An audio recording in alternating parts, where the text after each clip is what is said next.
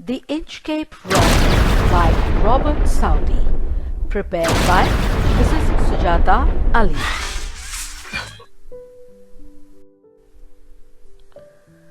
About the poet and the poem.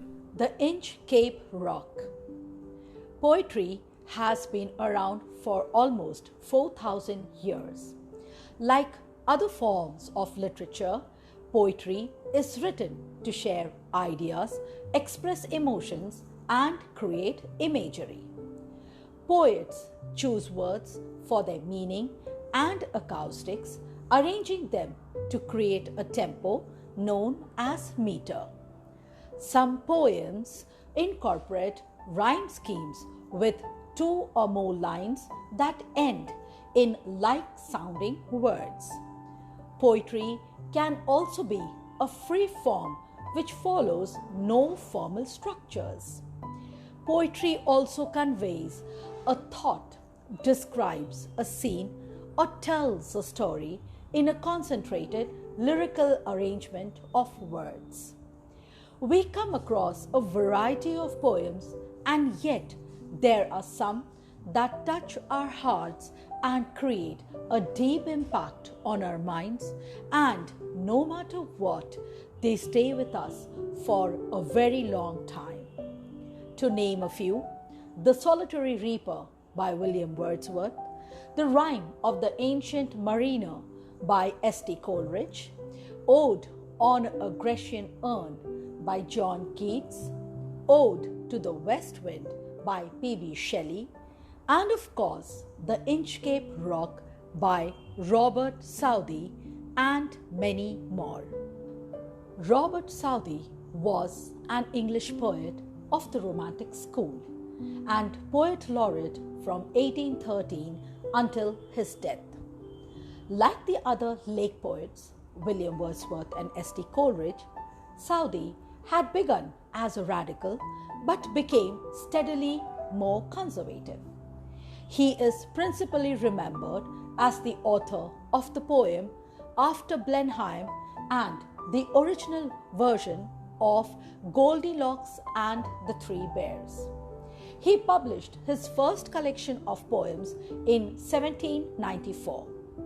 The poem The Inchcape Rock by him is a ballad describing the bitter end of those who commit to evil, set in the 14th century Scotland. Southey was inspired by the legendary story of a pirate who removed the bell on the Inchcape Rock, placed by the Abbot of Aberbrothock. The poem talks about this bell that was installed on that rock for warning the people and seafarers about the reef near the Scottish coast. This bell is cut by the pirate, who ends up dying on the same spot to symbolize a form of equalizing justice. So let us now listen and watch the presentation of this poem, The Inchcape Rock by Robert Southey. Thank you and happy learning. Stanza 1 and 2. No stir in the air, no stir in the sea. The ship was as still as she could be. Her sails from heaven received no motion. Her keel was steady in the ocean. Without either sign or sound of their shock, the waves flowed over the Inchcape Rock. So little they rose, so little they fell, they did not move the Inchcape bell. The poem begins with the poet describing the natural setting with calm and restful waters. There is hardly any wind blowing.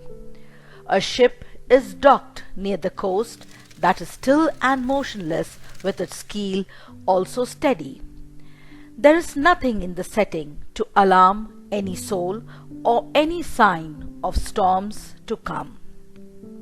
Stanza 2 uses fine imagery and paints a lulling and drowsy atmosphere of the sea. The waves ebb and flow without much energy or sound. They touch the Inchcape Rock so slightly that they do not even ring the bell installed on it, as if the entire ambience is lulled into slumber. Stanza 3 and 4.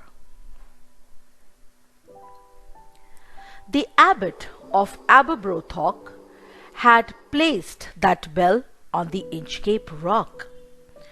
On the buoy in the storm it floated and swung, and over the waves its warning rung. When the rock was hit by the surge's swell, the mariners heard the warning bell, and then they knew the perilous rock, and blessed the Abbot of Aberbrothock. Explanation. Here, the poet talks about the history of the bell that was installed by the abbot, who is the head of an abbey, that is a building where monks live, of Aberbrothock, sensitive to and fully aware of the risk that ships had while traveling the rocky coast. His intention was to warn them about a possible collision. The bell was connected to a floating buoy, meaning a floating object fastened to the bottom of the sea that shows the place where it is dangerous for ships and boats to go, which was chained to the rock. As the waves crashed against the buoy, the bell sounded loud warnings for the seamen to avoid any possible accident or tragedy. In the fourth stanza, the poet highlights the fact that the Inchcape Rock was not visible from the sea, especially during the high waves.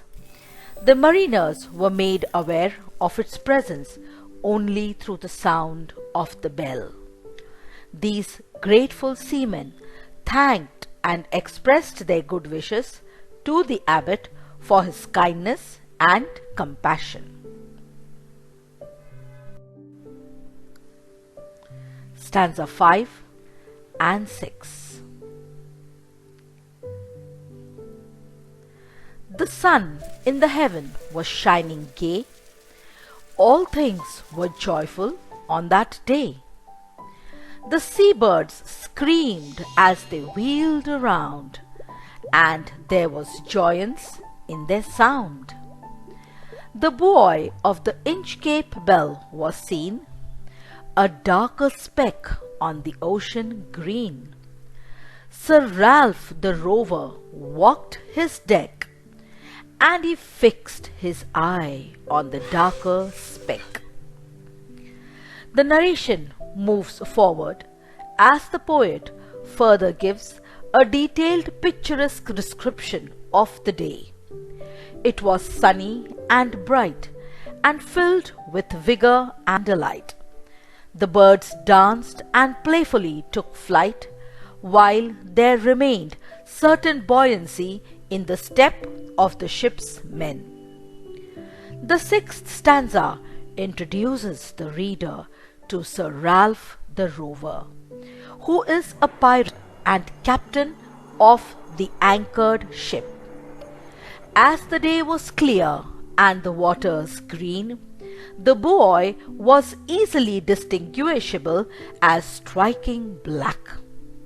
He is shown to be standing on the deck, watchfully staring at that buoy, a dark spot within the massive blue-green canvas of the ocean.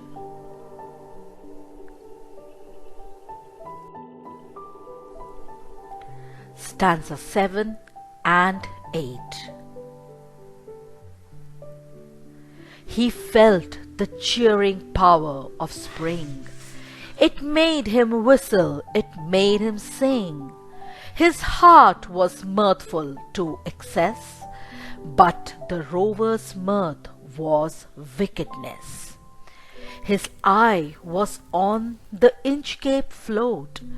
Quoth he, "My men, put out the boat, and row me to the Inchcape Rock, and I'll plague the Abbot of Aberbrothock."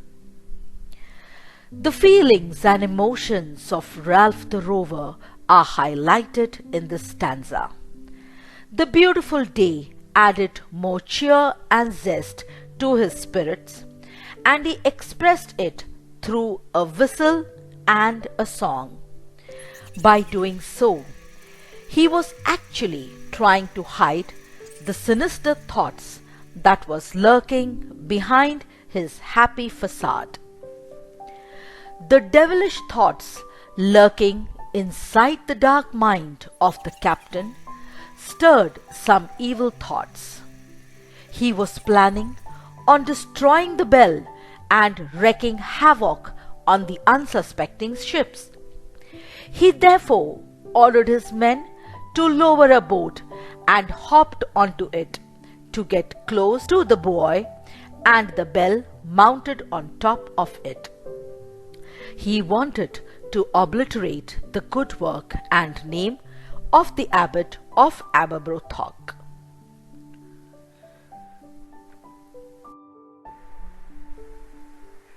Stanza 9 and 10.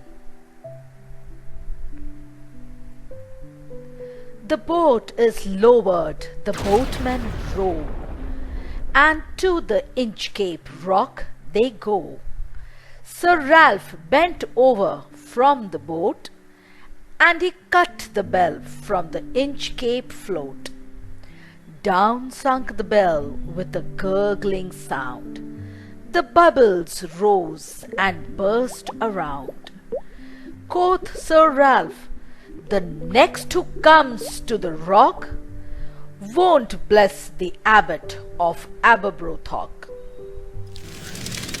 The ball has been put in motion, and now we witness that the shipmen and the captain row the boat to the buoy and the Inchcape Rock harbouring it. In one sweep of disdain and brutality, he uproots the bell from its roots. The bell then is engulfed by the ravenous sea, and it sinks to its depths. As if to make a mournful cry, some bubbles spring around the bell, but soon fizzle away as the bell drowns into the dark emptiness of the sea. The devilish captain is proud of his actions, and with an air of sheer triumph declares that from now henceforth no one will ever offer thanks to or shower the abbot with praise for his bell and generosity.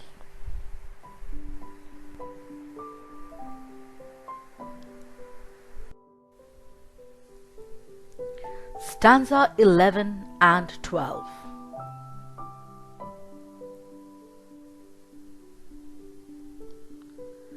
Sir Ralph the Rover sailed away. He scoured the seas for many a day, and now grown rich with plundered store, he steers his course for Scotland's shore. So thick a haze overspreads the sky, they cannot see the sun on high. The wind hath blown a gale all day, at evening it hath died away. Proud of his despicable deed, Sir Ralph sets sails on a new journey across the sea for a long period of time. He looted and plundered other ships for treasures and thus accumulated a lot of wealth. When he had collected enough treasures and booty, he decides to head back to the Scottish shores. The day of return turns out to be dark and grim. The sun does not shower its warmth, and the whole environment is enveloped in an ominous and hazy blanket of fog. Even the gusty winds of the day have ceased and stalled as well. Stanza 13 and 14.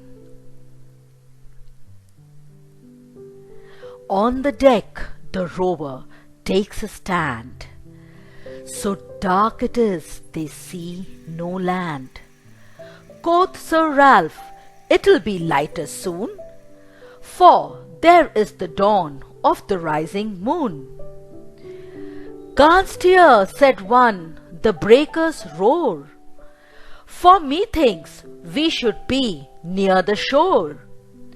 Now where we are I cannot tell, but I wish I could hear the Inchcape bell. Sir Ralph the rover stations himself at the deck of the ship. The fog has made it impossible to sight the land from a distance. The crew of the ship is anxious and panic-stricken, but Rover assures them that there would be light once the moon arrives with a gentler and clearer night. One of the seamen cries out his anxiety, speaking out loud, saying he was unable to make out the position of the coastland as well as the ship. As the waves recede into a mute conspiracy, he laments the fact that there is no Inchcape bell to help ease their fears and warn them of the approaching rocky coast.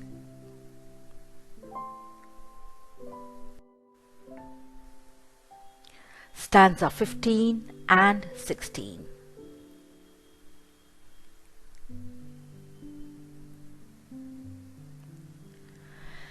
They hear no sound, the swell is strong. Though the wind hath fallen, they drift along, till the vessel strikes with a shivering shock. O Christ, it is the Inchcape Rock! Sir Ralph the rover tore his hair, he cursed himself in his despair. The waves rush in every side, the ship is sinking beneath the tide. In the meanwhile, the sea gets more turbulent and feisty. There are no alarm bells ringing, and the wind also drops to a standstill. The boat is now caught up in the grips of the waves and starts drifting with them. And lo and behold, there is a loud collision, and the entire vessel crashes into the Inchcape Rock. Thus, it was a doomed finish to a devious beginning. The rover has fallen into a pit of his own making. The Inchcape Rock had turned to his tombstone. He was aghast at his own horrible mistake, and as the water rushed in from all corners, he knew his end was near. At this point, he bemoans his own sinister thought as his ship neared its inundated end.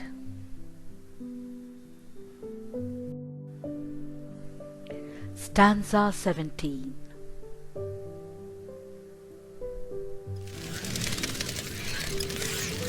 But even in his dying fear, one dreadful sound could the rover hear, a sound as if with an Inchcape bell, the devil below was ringing his knell. While he was breathing his last, he finally heard a bell ringing in the distance.